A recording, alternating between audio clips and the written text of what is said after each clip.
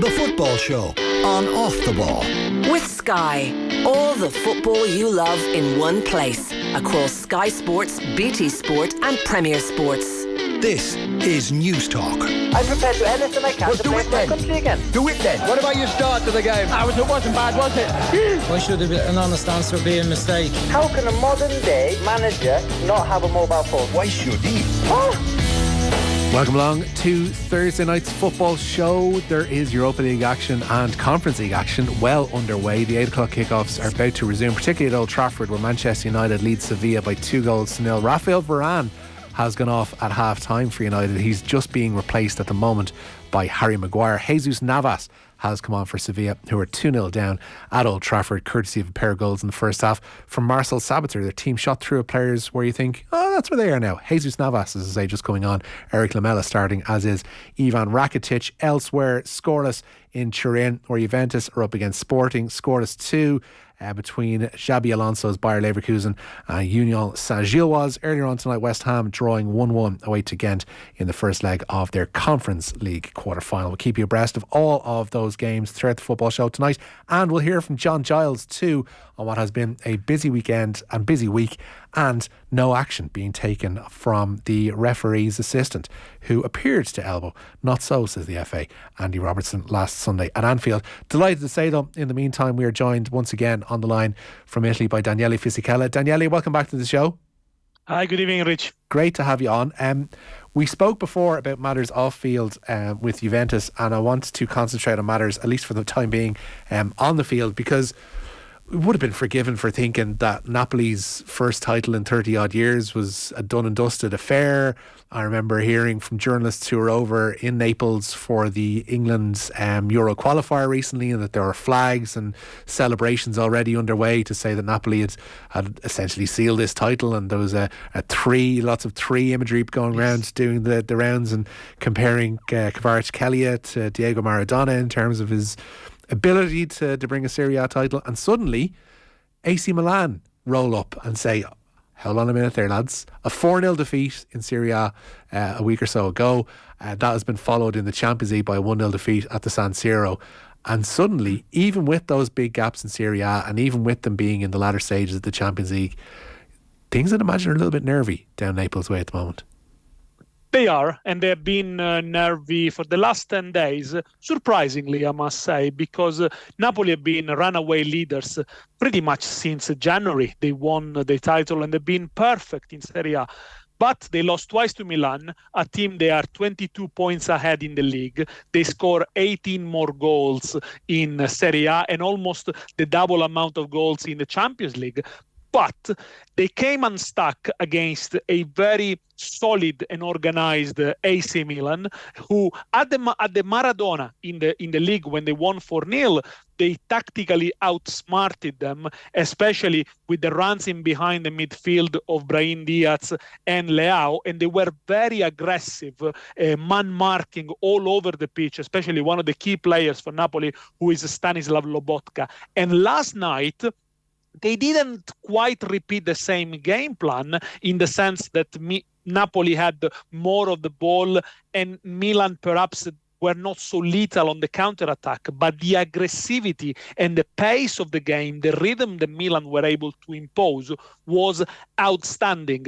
They knew that Napoli were going to leave some gaps if caught out of possession, and that's what happened in occasion of the first occasion when Leao almost scored in the first half, and his shot went wide by a few inches, and then when Benacer scored, it's Anguissa who loses the ball cheaply there. But then Milan, we have to say as well, were saved by Maignan. The goalkeeper was outstanding. He made some very good saves. And of course, Napoli were without Osimhen, their main striker, 21 goals in Serie A, plenty of goals in the Champions League as well.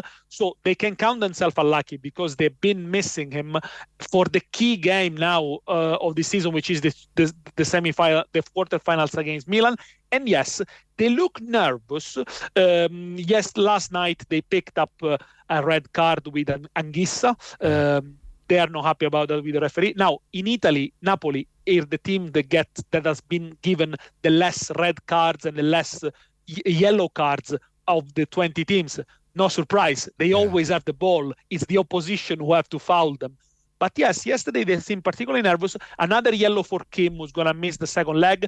And at the end of the game, a few declarations by Spalletti that make transpire that there is a bit of extra pressure that probably Napoli were not expected or were not used to deal with at this stage of the season. But be absolutely clear, I think they are a better side than Milan. With the star man back, Osimhen, is a different game. They are more than capable of turning the tie around, of course, but cool heads are required. Yeah. Daniele, what's the nature of Osimhen's injury and when can they expect him back? He picked up a niggly injury during the international break. It is something on his thigh, the abductor muscle. Now, I have the feeling that if Napoli were to play the Champions League final yesterday, Osimhen would have been on the field, because there were rumors after he picked up the injury that he might even be able to play the first leg of the semi-final. I think what they're trying to do, obviously, is to be extra cautious, to rest him.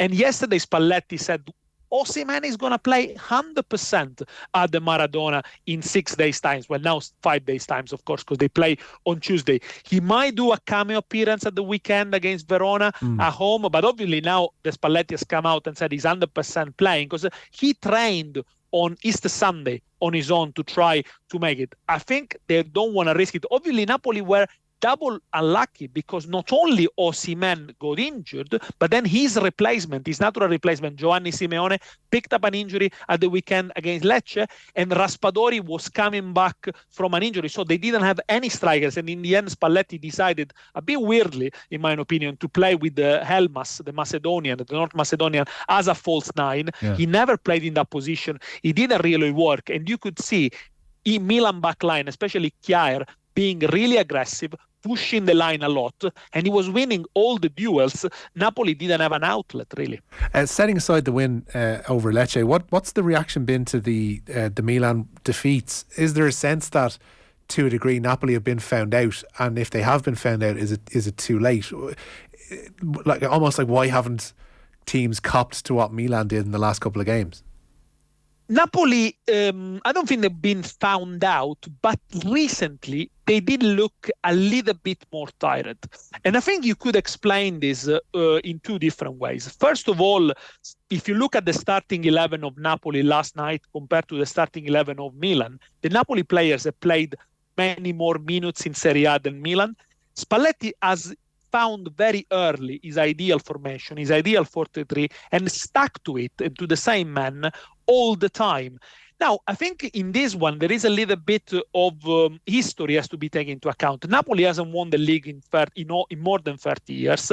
And they were not the favorites by any stretch of imagination at the beginning of the season because they've been rebuilding their side. So as soon as they found themselves in the position of being able to rack up the points, I think they just wanted to stick to the team that works so well and not change everything. If you remember last season, Napoli were top of the league up until November, then they dropped to second, then to third. So probably they didn't want to repeat the same mistake. Also, we also have to consider that some of the Napoli key players didn't go to the World Cup. Osimhen didn't go, Kvaratskhelia didn't go, Lobotka didn't go, Di Lorenzo, the captain, didn't go, the keeper, Meret, didn't go. So obviously, they didn't need to make too much turnover. But perhaps in this later stage of the season, there is a little bit of fatigue, but also they're coming down from a very high level.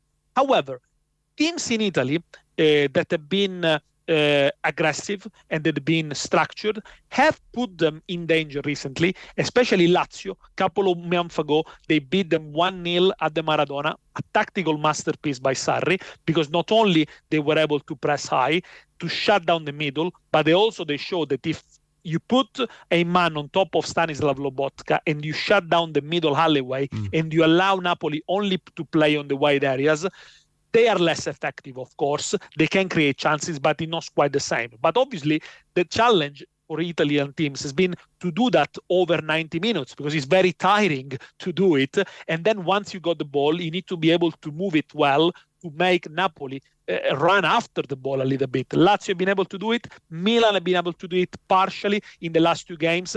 But Milan have got players up front, the likes of Diaz and Leao, that when they are in form and with the pace and with their cuts from inside, obviously they are very, very dangerous. Should they actually get over the line? And like there is still a fair bit of road still to travel here. I think it's 9 games still to go in Serie A. It would be quite significant. Not only obviously because Napoli are the first title of theirs in 33 years, but Serie A hasn't had a champion from the south. Even going like Roma were the last, I think, from even down around that level of the country, and that's even right. South. Like you have to go back to Napoli again, I think, before in 1990, since they've had a team from the south. We know, like, one of the basic things we were taught in geography in school is that there is a very significant split in Italy and how the two sides of the country are regarded. How would this be regarded in Italy as a southern victory? A massive achievement because of what you mentioned. Yes, the last southern champions was Roma in 2001, but it's not the south, it's the capital of Italy after all. Yes, and then you have to go back to Napoli. But to look also a team from the south to qualify for European competition, you might have to go back to Palermo in the early 2000s, going to the Europa League, etc. But yes, I mean, it will be massive.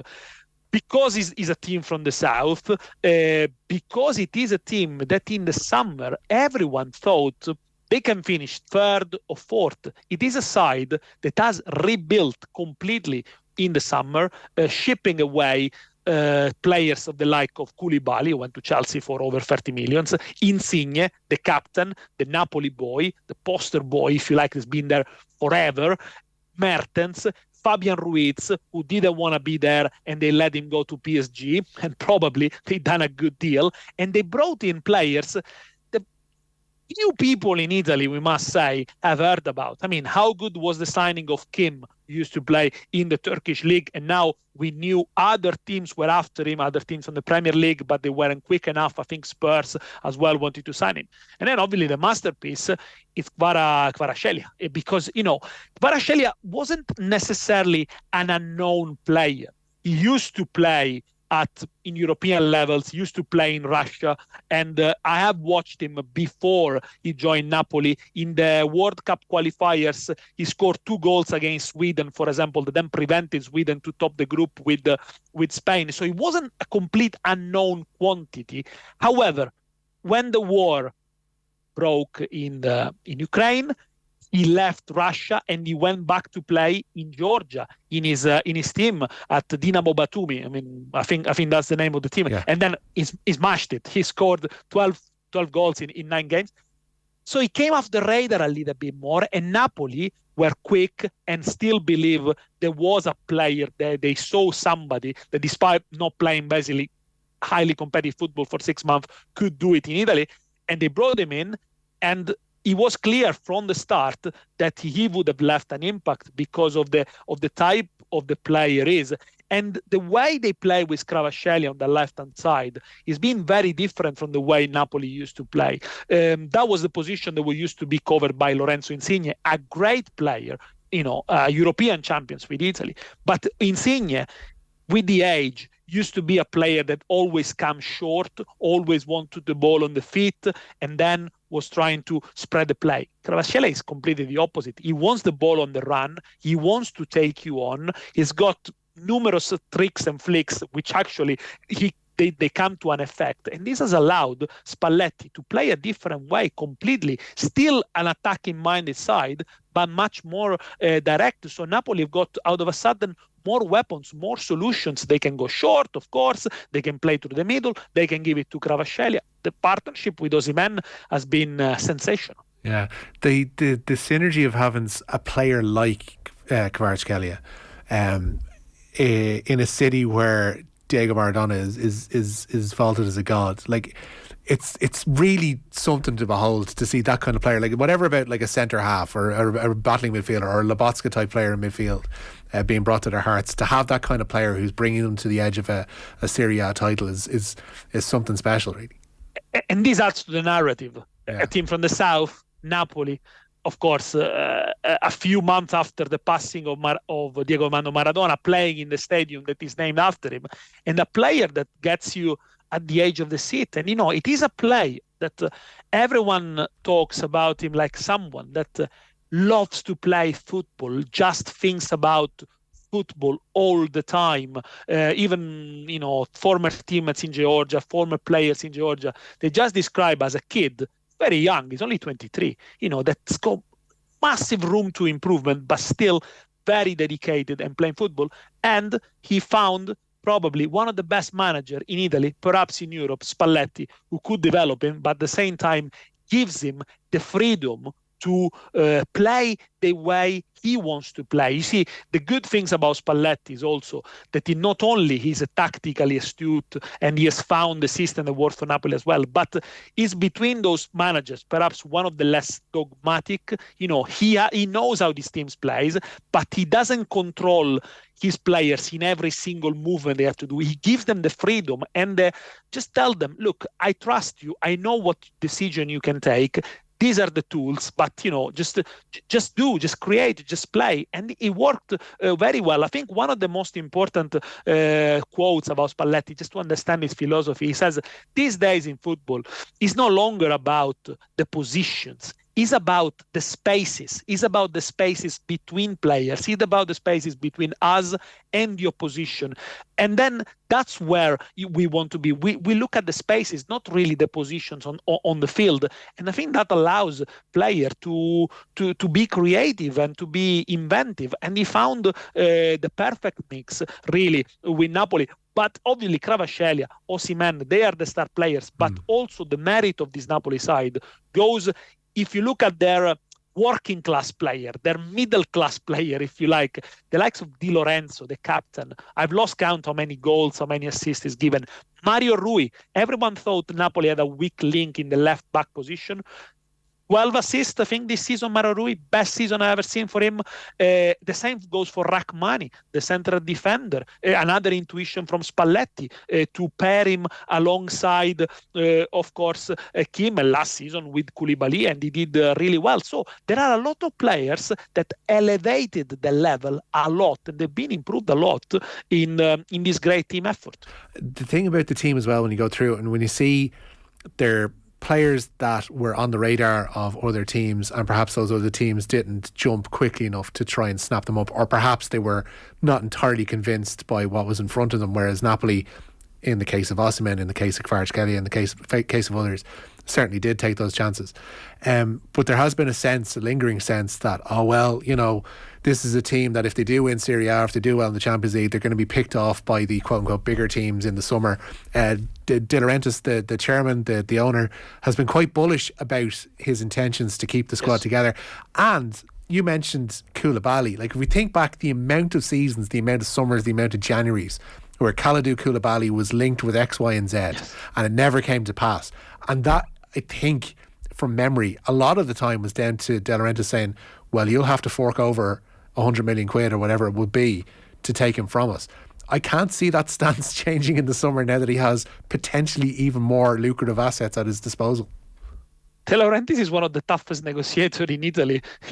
I wouldn't want to do a deal with De Laurentiis, any kind of deal, because I think I might be in the losing side. But you're absolutely right. Napoli are not in the position that they need to sell to fund their success. They are financially viable. In the summer, by selling or letting go those players that we mentioned before, they managed to reduce their wage total. So they really don't have to make a lot of money. They will receive money anyway by winning the Scudetto, by qualifying for the quarterfinal of the Champions League, and maybe even more. So I think they could look at the future in a way that actually they could strengthen the team. They've extended the contract of Kvaratskhelia for another 3 years. Osimhen is still tied to a contract until 2025. So they don't need to sell it this summer. Maybe next summer, unless they manage to extend the deal, but the price will be astronomical. And they also, managed to get players relatively on the cheap. Zambo Anguissa, for example, wasn't doing it at Fulham. He got relegated, and they got it relatively cheap. Same with the Lobotka, whose value has increased. Kim values has increased as well. But I think they will keep it at least for another season for them to have the chance to defend the Scudetto properly. And let's see how it goes in the Champions League. But obviously, they will be seeded this time in this group of the Champions League as Italian champions. So they will have an early draw, easy draw, etc., and all the ramification. But Napoli, they don't look like they need to. There are other teams in Italy that got other financial issues and is always one in, one out. But not for Napoli. One of those teams who may have financial issues, Juventus. I just want to talk quickly because obviously they've suffered even a partial stadium closure to the Allianz. That's in response to the racial abuse suffered by Romelu Lukaku in their meeting with Inter. Again, we appear to be at these junctures whereby there's the racist abuse of a player and the suggestion, the solution is seen to be a partial stadium closure for a couple of games and we'll all move on with it. I fear we'll be back here again talking about a similar situation in future. And I think everyone is tired, sick of it, really, of what we've seen. It's not just a Juventus problem. Actually, we have to say that Juventus have acted very swiftly to identify the culprits. They will be banned. They probably will never be in the stadium again. But it's been dreadful seeing those scenes with the supporters, with Lukaku. I think it's just one more bad page of the many bad pages that we have written and read about racist incidents in Italy. And look, we always think the next time is going to be the last one, but it never is. Actually, unless some serious actions are taken, and I'm talking about suspending the games, calling the games off, giving 3-0 defeats to teams whose supporters make those kind of chants. I don't think it will ever change, really. For Juventus, yes, it's a shame that it happened in the stadiums. I think the situation wasn't managed very well by the referee in the game, because he booked Lukaku for celebrating as he normally does, because the kind of celebrating with where he puts his finger next to his mouth, he's done it before as well. So again, he got abused anyway. So I think then the FA kind of justified the actions of the referee, saying that Lukaku kind of provoked the spectators. I'm not sure that was the great move, to be fair. But yeah, it is another bad chapter for Juventus. That, by the way, I mean, in this case, we have to say they can't be responsible for every single of their supporters. But obviously, we know those supporters won't be at the Juventus Stadium for a long while. On the pitch, as far as I know, still 0-0 against Sporting Lisbon. I had watched before. They were a little bit under the cosh in that Europa League quarterfinals. Recently, they haven't been playing really well. But the big day for Juventus is next week on the 19th of April, because the Court of Arbitration of the FA is going to rule whether Juventus are going to get given the 15 points back because of their financial misgivings and false accounting. They're might be given few points back. They might not be given no points back at all. We know that there are other trials that have started as well, links to the question with the wages. And again, it's all about the principle of disloyalty, according to the prosecutor for Juventus. Obviously, this season in Italy, unfortunately, is going to be marked by that -15 that could become a +15. So, there's always going to be a question mark next to it anyway. Daniele, keep your phone handy for you next week. We may be calling you again about that particular instance. But thank you so much for taking time out this evening to speak to us. Daniele Fisichella, live here and Off the Ball. Football brought to you by Sky. Watch every Premier League game this season on Sky Sports, BT Sport and Premier Sport. We'll be back with John Giles after these.